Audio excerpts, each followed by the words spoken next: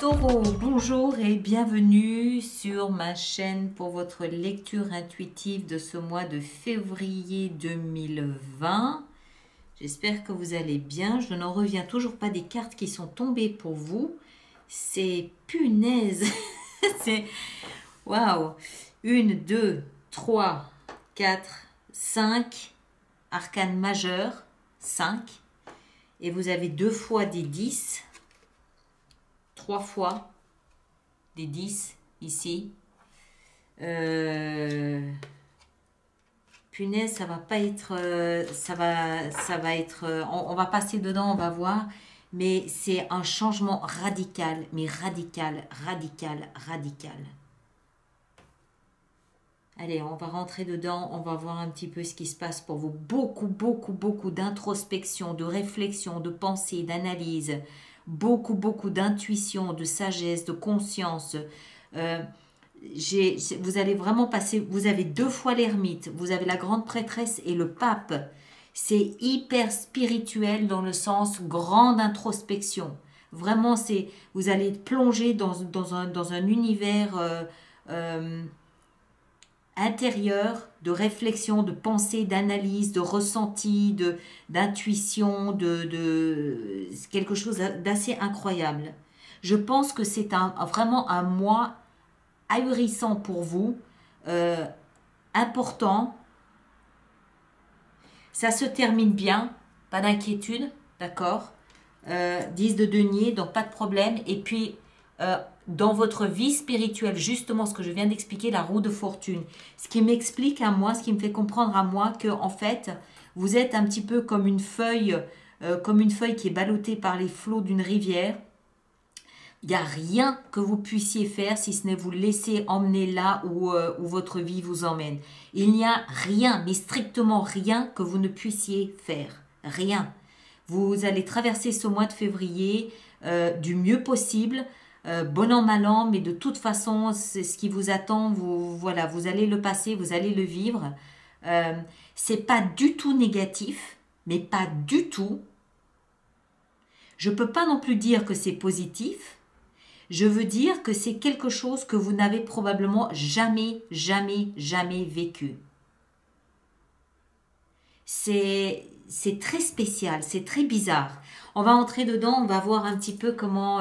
mais encore une fois, il n'y a rien, mais strictement rien de négatif là-dedans. Rien du tout. Vous allez être emmené, encore une fois, dans un monde qui n'est pas le vôtre. Et je pense que vous n'avez pas le choix que de vous laisser porter par ce qui va se passer. Allez, on va rentrer dedans, on va essayer de comprendre un petit peu mieux. Vous avez, pour vous accompagner durant tout ce mois de février, l'énergie de l'ermite. C'est exactement ça. L'ermite, à un moment donné, il s'est retiré dans sa grotte. D'accord? Il a choisi de vivre de manière frugale, de manière... éloigné de tout ce qui pourrait perturber le flot de ses pensées, de ses analyses. Il s'est retiré loin de la société, loin de tout ce qui est superficiel, loin de tout ce qui est commercial, tout ça, pas de téléphone, pas de toxicité autour de lui. Il a besoin de se retrouver en lui, il a besoin de renouer avec sa sagesse inconsciente, il a besoin de renouer avec sa lignée, avec ce qu'il sait, avec son savoir. Il a besoin de se reconnecter à quelque chose d'essentiel, ce fil de la vie. D'accord? Pour ça, il se retire dans une grotte, loin de tous. Il n'est pas malheureux quand il fait ça, c'est un choix. D'accord? C'est un choix, c'est une démarche absolument essentielle, hygiénique, on pourrait même dire. Et puis surtout, il est poussé, il est propulsé à faire quelque chose comme ça. C'est essentiel pour lui, c'est vital, c'est déterminant. Il est conduit à faire ça. Il ne le choisit pas, mais il décide de suivre cette pulsion qu'il a à l'intérieur de lui. Et c'est un peu ça qui vous arrive. Vous allez sentir en vous ce besoin, cette pulsion de vous retirer un peu de tout. Vous ne pourrez pas combattre. C'est trop fort. C'est beaucoup trop fort. Vous allez adapter ce moment, cette période à votre vie, parce qu'évidemment, on continue à vivre, hein, on continue à travailler, on a peut-être des enfants, et voilà, la vie continue. Mais vous allez vous trouver des moments, des petites périodes, des petits moments, que ce soit dans le bus, que ce soit dans le train, que ce soit avant de vous endormir, que ce soit sur le chemin du retour du travail, des moments, des périodes comme ça où vous allez pouvoir plonger à l'intérieur de vous et honorer cette pulsion de l'ermite.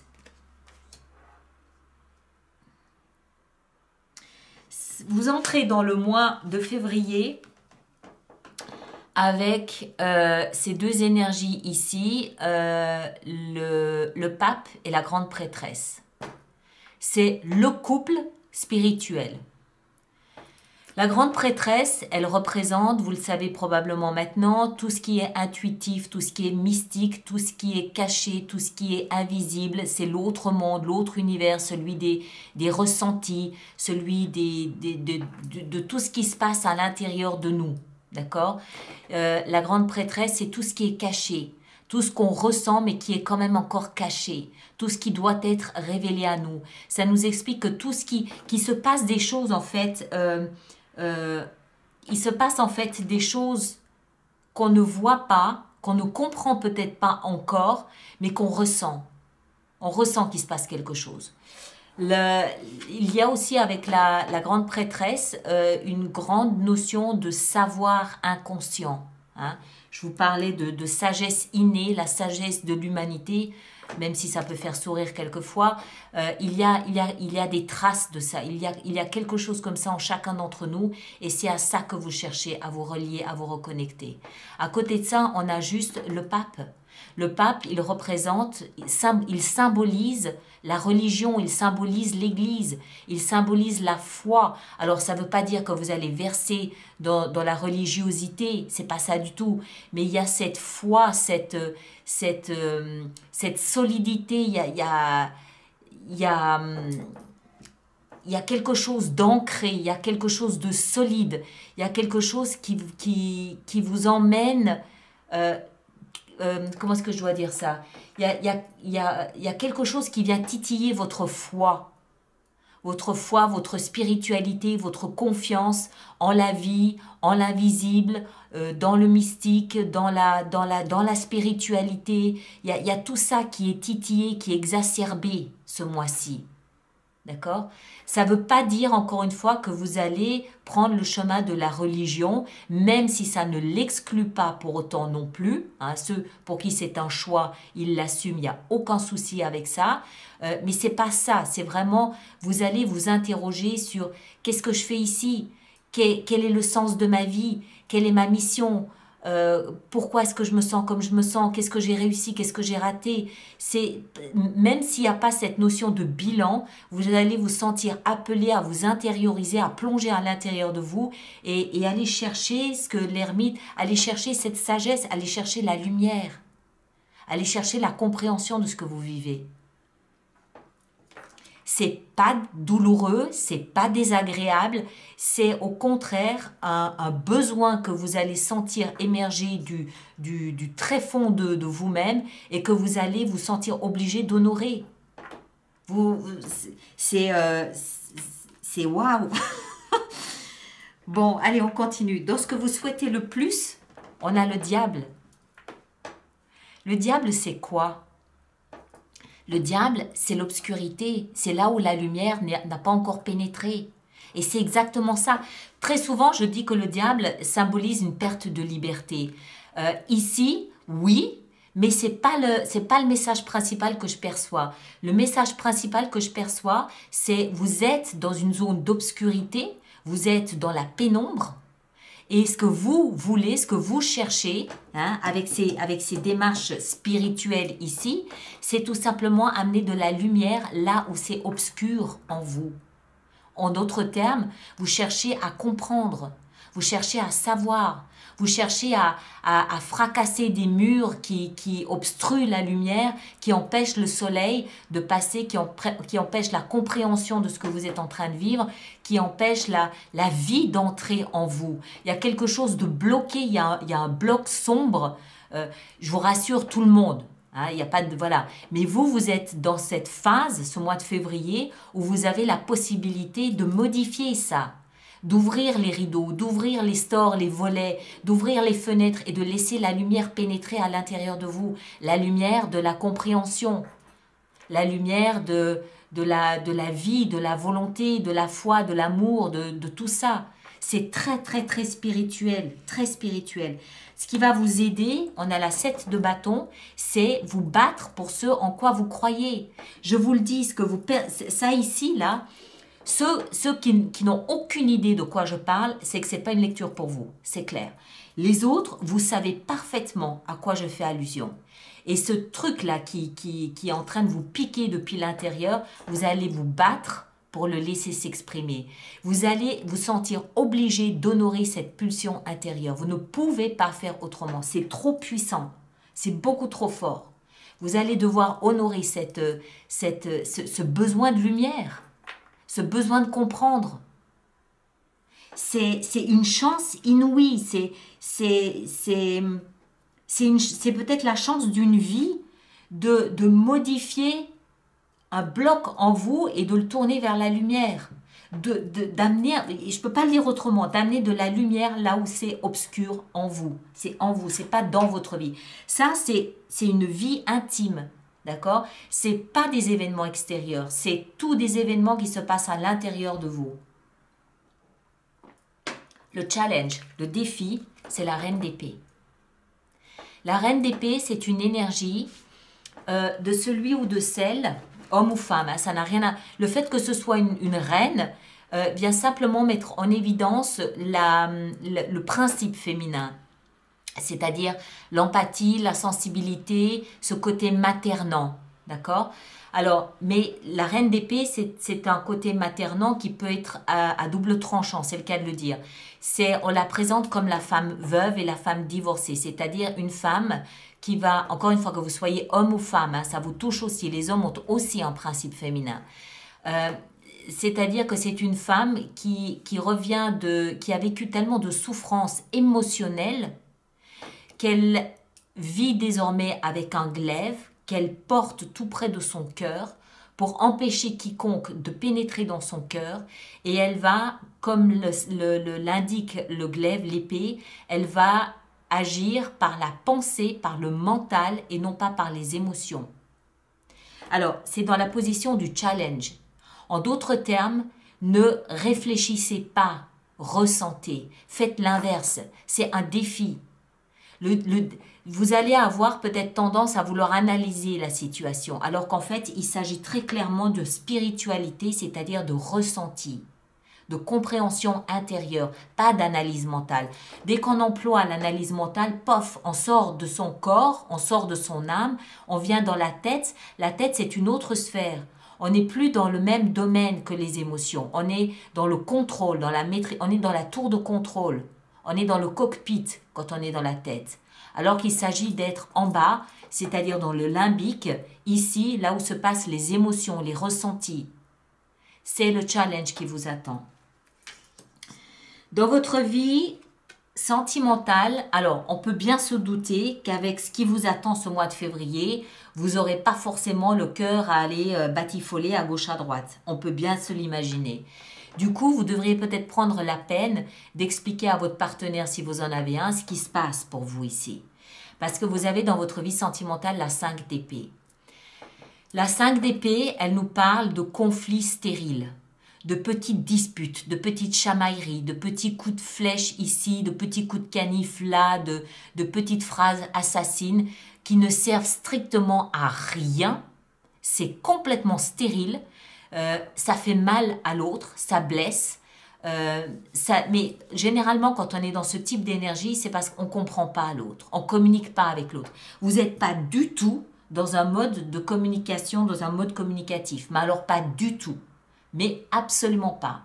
Donc, ça ne m'étonne même pas que votre entourage, bon, on est dans la zone ici sentimentale, hein, mais ça peut aussi très bien toucher vos amis, votre famille, vos enfants, vos parents, vos collègues, n'importe quoi, vos voisins de palier. Vous êtes comme le chat sur les pattes arrière et ksh, hein.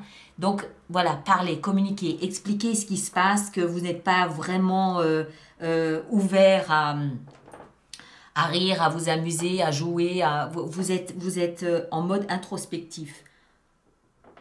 Ça vous évitera peut-être quelques coups de canif. D'accord? Des petites phrases acerbes, assassines, voilà. Dans votre vie professionnelle et financière, on retrouve notre ermite. Alors, est-ce que ça veut dire que vous êtes en arrêt maladie, en arrêt de travail, au chômage, en recherche d'emploi? Est-ce que ça va dire peut-être aussi que vous cherchez à changer de travail, donc vous êtes dans un mode très, très pensif, très réflectif au niveau de votre travail? Vous cherchez peut-être à changer de voie, vous cherchez à comprendre ce qui se passe au niveau du travail. Voilà. C'est cette même atmosphère, cette même ambiance spirituelle de recherche de vérité, de recherche de voie, de direction, de compréhension, d'illumination, mais dans la sphère du travail. Alors, est-ce que c'est le travail qui a déclenché tout ça?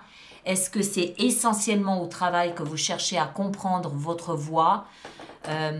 Pour d'autres personnes, je le dis, mais j'y crois pas trop. D'accord? Mais je le dis parce que c'est là et que ça peut, peut-être pour certaines personnes, mais j'y adhère pas trop. Dans certains cas, l'ermite dans la zone ici du travail, parce que l'ermite c'est un guide aussi, n'est-ce pas? L'ermite, il amène les gens là où lui seul connaît le chemin. On est dans la symbolique, hein, c'est pas un guide de montagne, c'est un guide spirituel, l'ermite. Il a passé tellement de temps à rechercher la vérité, qu'il est en mesure de guider les autres en recherche de vérité. Donc pour certains d'entre vous, ça peut peut-être signifier un nouveau parcours où vous serez une sorte de guide pour les autres. C'est possible.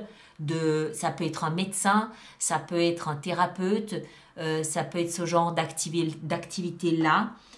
C'est possible, d'accord? Moi, j'y crois pas trop. Je crois que c'est davantage lié à tout ce qui se passe ici. Ça a peut-être été déclenché par le travail, mais voilà, que ce soit votre vie sentimentale ou le travail, ou votre vie spirituelle, de toute façon, vous baignez dans cette grande marmite de mystique, d'invisible, de ressenti, de puissance invisible. Forcément, ça va toucher tous les domaines de votre vie. Vie spirituelle, précisément la roue de fortune. Ce qui vous arrive ici est destiné. Ça n'est pas le fruit du hasard. C'était écrit. Vous deviez passer par là. C'est pour ça que je vous le disais en début de lecture, ne cherchez même pas à nager à contre-courant. D'abord, vous ne pourriez pas parce que c'est trop puissant. Je vous rappelle, 1, 2, 3, 4, 5 arcanes majeures, c'est trop puissant. Et puis vous vous battrez contre des moulins à vent. En plus, la 10 de denier ici, en fin de lecture, me fait comprendre que c'est une chance que vous avez. Vous avez une chance ici de pouvoir amener encore une fois de la lumière à l'intérieur, là où c'était obscur. C'est une chance que vous avez. Saisissez-la. Même si c'est, encore une fois, c'est pas votre domaine. Votre domaine, c'est la terre, c'est le concret. D'accord? Ça, c'est spirituel, c'est pas votre tasse de thé. C'est pas votre domaine. Vous ne serez pas forcément à l'aise là-dedans. Mais justement, c'est peut-être précisément parce que ça n'est pas votre domaine que là, vous avez tout ça à faire d'un bloc, d'un seul, d'un coup. Et encore une fois, c'est pour ça que c'est une chance. Saisissez-la. Je pense vraiment que ça peut être une chance. Roue de fortune. Accessoirement, la roue de fortune, elle nous parle aussi de la fin d'un cycle. D'accord? Donc c'est peut-être... Je me souviens simplement que le mois dernier, je crois que c'est vous, hein. Je ne veux pas dire de bêtises, hein. Pardonnez-moi si je dis une bêtise, mais il me semble que le mois dernier, vous étiez quelqu'un qui avait claqué la porte au niveau professionnel ou au niveau général, je ne sais plus. Il y avait un truc comme ça. Donc si c'est le cas, on peut parfaitement comprendre que là, vous êtes vraiment dans cette atmosphère de réflexion et de pensée, d'analyse intérieure. Ben, c'est même pas d'analyse intérieure, c'est juste être à l'écoute de ce qui se passe en vous. Mais la roue de fortune, elle nous explique ici que c'est la fin d'un cycle. Donc ça veut dire qu'à partir du mois de mars ou avril, vous allez commencer déjà quelque chose de nouveau, vous allez commencer un nouveau cycle. Qu'est-ce que vous avez, vous taureaux, vous avez l'empereur le mois prochain. Vous avez l'empereur. L'empereur, il nous explique que vous êtes dans un mode où vous reprenez le contrôle de votre existence, vous reprenez le contrôle de votre vie. Laissez-vous guider ici, laissez-vous faire. Allez dans le sens où la vie vous mène. Vous avez, à mon avis, vous avez tout à y gagner. Vraiment. D'autant plus que, encore une fois, vous avez ici en fin de mois la 10 de denier. C'est l'issue de votre mois de février. Ça veut dire quoi? Ça veut dire que la 10 de denier, elle nous parle d'héritage, elle nous parle de valeur, elle nous parle de patrimoine, elle nous parle d'argent. Alors, dans sa forme la plus simple, ça peut bien sûr nous parler de sécurité matérielle, de sécurité d'argent, de patrimoine.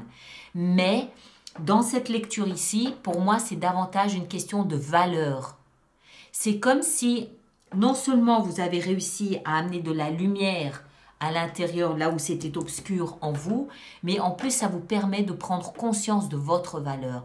10 de denier, c'est « je me considère, je m'estime, je sais par quoi je suis passé et je sais maintenant qui je suis ».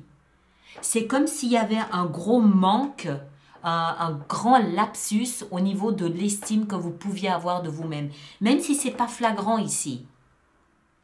D'accord, même si ce n'est pas flagrant ici, c'est peut-être au niveau professionnel. Et c'est pour ça que vous avez besoin d'un peu d'introspection pour mesurer vos véritables compétences et vos véritables capacités sur le plan professionnel.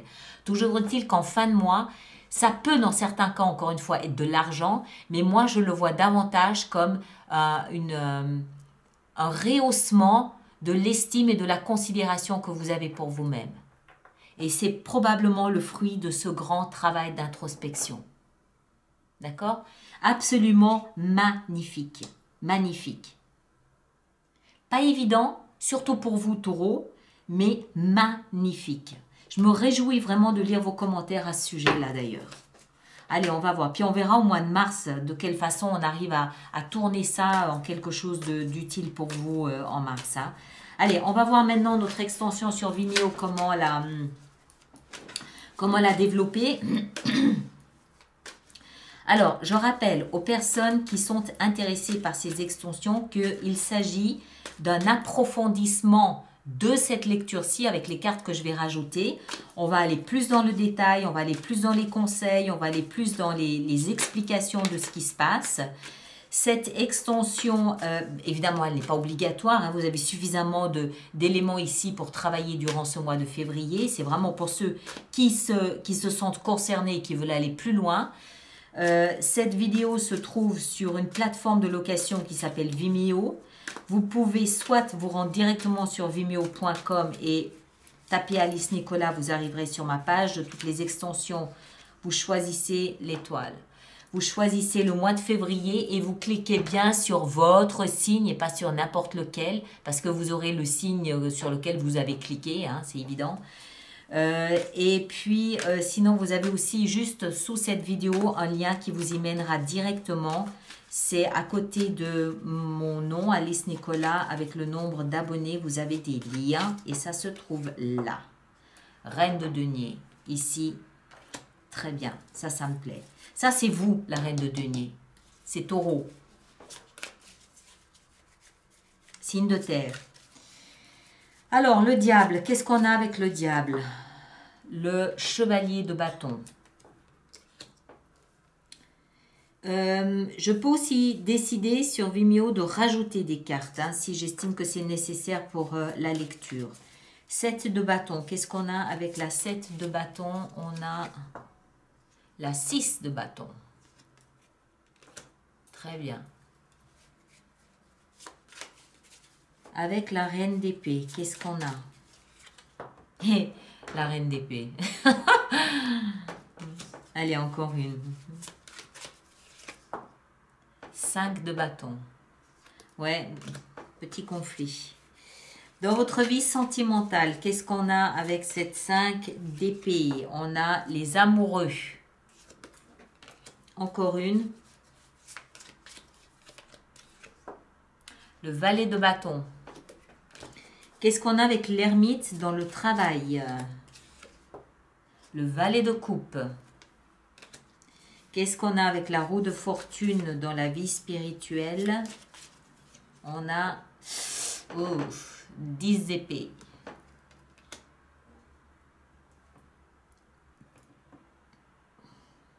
Encore une. 2 de bâton. Qu'est-ce qu'on a en fin de mois avec la 10 de denier?